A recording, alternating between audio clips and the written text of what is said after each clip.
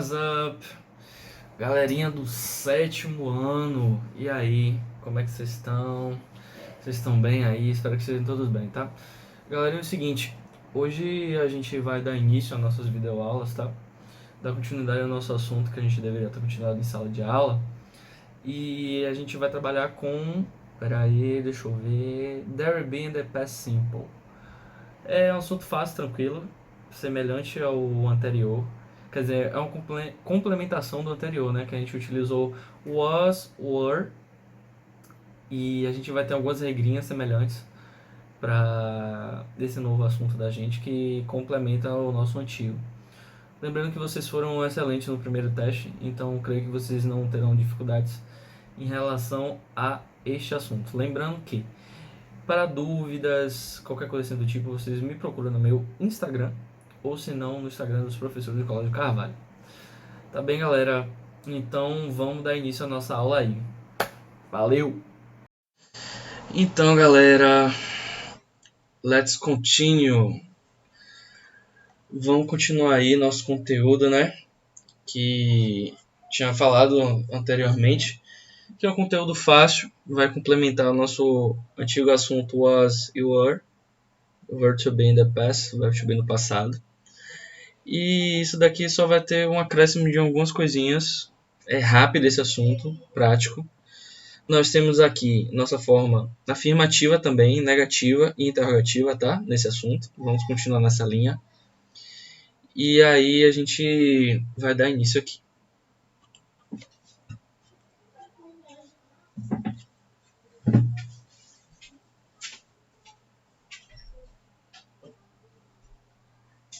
Ô, fala aí.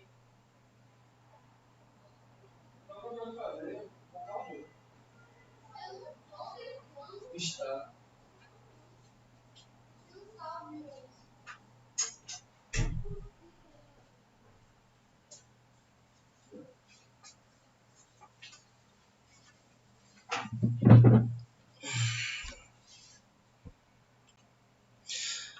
Então, galera, retomando aqui, né?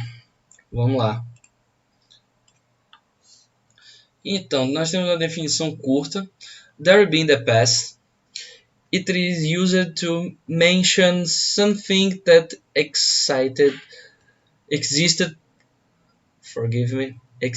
or exists in that place. Ou seja, o there be in the past é usado para mencionar algo que havia ou existia naquele lugar. Então, basicamente, nós temos que o there be in the past é algo que já esteve ali. Por exemplo, você chega na sua sala de aula, sua querida, linda sala de aula, você deixa seu caderno em cima da mesa e nota que seu caderno sumiu. Ou seja, ele estava ali e não está mais. Aí você vai se perguntar, there was my notebook, ou seja, cadê o meu caderno que estava aqui? Mais ou menos nessa pegada aí. Bugazói diz, galera, lembra-se de Bugazói? Sempre importante anotar o que ele fala, hein? O verbo there to be, passado, é utilizado de diferentes maneiras. Elas variam do singular para o plural, com base no número e de acordo com a variação temporal. Neste caso, daremos destaque apenas para o there to be no passado. O there to be é formado por there mais verb to be, que corresponde ao seu pronome. Galera, de vez em quando dá uma travada assim nessas leituras, porque eu quero ler mais rápido, mas eu lembro que eu tenho que falar devagar, porque tá gravando e tal, tudo mais. Existe todo um processo aí de adaptação. Não é que nem sala de aula que a gente dispara e vai embora. Então, assim, galera, o there vai ser utilizado com o verbo to be no passado. O verbo to be no passado, e espero que vocês estejam bem lembrados dele, que o verbo to be no passado era formado pelo was e were, que eita, que é maravilhoso. É isso aí, amigo. Que, assim, pronto. Menos feio. Was é utilizado para situações no singular e were utilizado para situações no plural. Espero que vocês estejam todos lembrados disso, certo? Então vamos lá dar continuidade ao nosso baba aí. Então temos a forma afirmativa. Então nós temos aqui as formas do there be in the past. Mencionamos que existia somente uma coisa ou mais de uma coisa na sua forma afirmativa, como foi no primeiro exemplo que eu dei acima, tá? Do caderno, que você estava na sala de aula e daqui a pouco ele sumiu. No caso eu iria utilizar o there was. There was my notebook. It was here. Onde está meu caderno que estava aqui? Para o singular e para o plural usamos o were. Eu acabei de falar que o was a gente vai utilizar sempre para o singular e o were para o plural. Então, aqui segue a mesma regrinha, tá? Vejamos um exemplo aqui. Em azul a gente vai ter sempre o there was e there were, para vocês fixarem. Cores ajudam a fixar coisas, informações. Então vamos sempre utilizar de cores. There were some cars parked in the street. Havia alguns carros estacionados na rua. Reparem que eu acabei de falar que o were sempre é utilizado para plural, certo? Então nós temos aqui o substantivo no plural. Carros, no caso. Havia alguns carros estacionados na rua. Vamos aqui embaixo. There was only 10 chairs in the party. Havia apenas 10 cadeiras na festa. Ô, William, você acabou de falar que o were é usado para plural e o was utilizado para singular. Mas você tem chairs aqui, ó.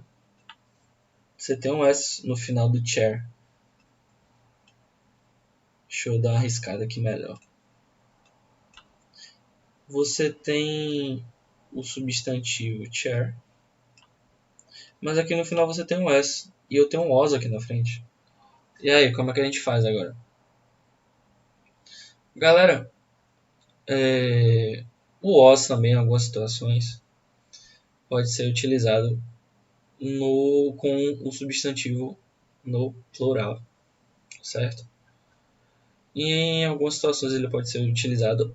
Vai da análise do caso concreto. Ou seja, você tem que analisar, agora depende de você, você tem que analisar se você vai utilizar o where para uma quantidade expressiva. Reparem que aqui em cima eu não menciono números de carros, eu falo que tinha alguns carros, some cars. E aqui embaixo eu utilizo uma certa quantidade contável de cadeiras. 10 chairs. There was only 10 chairs in the party. Ou seja, eu tenho apenas 10 cadeiras. Haviam 10 cadeiras na festa. Ou seja, eu estou utilizando algo contável e aqui eu estou utilizando objetos não mencionados, quer dizer, mencionados, mas não em números, e em quantidade, certo? Aqui embaixo eu tenho o there was, there was na sua forma singular, sem estar mencionando algo no plural. Vamos lá ao exemplo. There was a good movie at the cinema. Havia um bom filme no cinema. Reparem que eu tenho was aqui de novo, certo? Um bom filme. Filme eu estou mencionando no singular. Porque eu não tenho o S aqui no final deste substantivo. Então reparem que o was, nesse caso concreto aqui, foi utilizado para o singular, porque só estou mencionando uma única coisa. Dúvidas até aí? Não? Sim? Qualquer coisa vocês pausam o vídeo e retomam mais uma vez. Então, só para fechar essa parte aqui da afirmação, a parte de afirmação dessa forma no passado é para mencionar que eu tinha algo ali existente, que existia, certo? Seja ela tanto no plural, de forma incontável, ou de forma contável, utilizando o was, ou seja uma coisa única. Aqui nessa frase, no caso, só menciono um filme, certo? Então vamos dar prosseguimento ao nosso slide. Forma negativa. Lembrem-se daquele macete que eu ensinei, naquele pulo do gato, de que o where was é acompanhado do not, você já sabe que é a forma negativa. Aqui também podemos utilizar a nossa forma curta, mas vamos aqui à leitura do início do enunciado. Já o passado negativo segue as mesmas regras do afirmativo, com a única diferença de ser empregado em frases negativas. Sendo assim, ele é acompanhado do not após o were ou was. Não esquecendo da nossa forma curta, a short form, que já foi falado de sala de aula. Were mais not, que vai ficar weren't, ou was mais not, que vai ficar wasn't. Galera, eu trouxe exemplos aqui com a forma longa, were mais not, were not, mas vocês podem substituir essa forma longa pela forma curta, short form, que eu acabei de falar, tá? Então vamos aqui ao exemplo. There were not 2 dogs in the living room. Não havia 2 cachorros na sala de estar. E aqui embaixo temos there was not a book inside your bag. Não havia um livro dentro da sua mala. Então, o mesmo preceito aqui. Nós temos mais de um substantivo, que são cachorros, aqui nesse caso nós temos 2. Utilizamos o were, mas estamos negando que não tinham 2 cachorros, então temos o not, que não havia 2 cachorros na sala de estar. E aqui eu estou mencionando apenas um livro e estou negando, utilizando o not, que não tinha um livro dentro da sua mala. Então, assim, bem simples e fácil, tranquilo de entender, de que essa parte aqui é apenas a menção negativa. Se eu tiro o not, eu remeto a afirmativa novamente, e quando eu coloco o not, depois sempre do were e do was, eu estou passando essa mesma frase para a forma negativa. Entenderam? Até aí, tranquilo. Fácil, né, galera?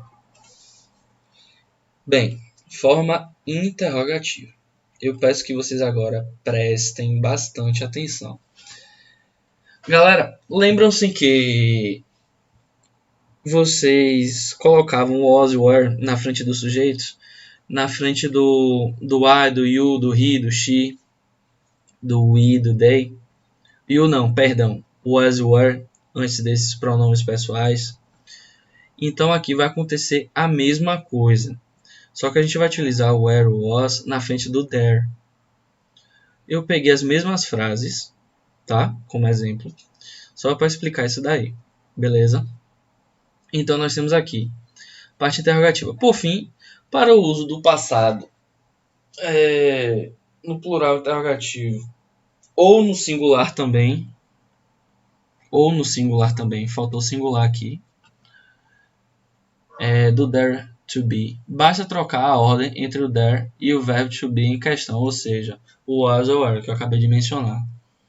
Então, se lembram, deixa eu até voltar o slide aqui, que o there, seja na forma negativa ou afirmativa, ele sempre vai estar na frente, e depois vai vir where e was? Pois bem, aqui nós temos o inverso. O there veio para o lugar do were e o were veio para o lugar do there. Então ficou assim: Were there two dogs in the living room? Havia dois cachorros na sala de estar? Aqui embaixo nós temos o mesmo preceito. Was there a book inside your bag? Havia um livro dentro da sua mala ou dentro da sua mochila?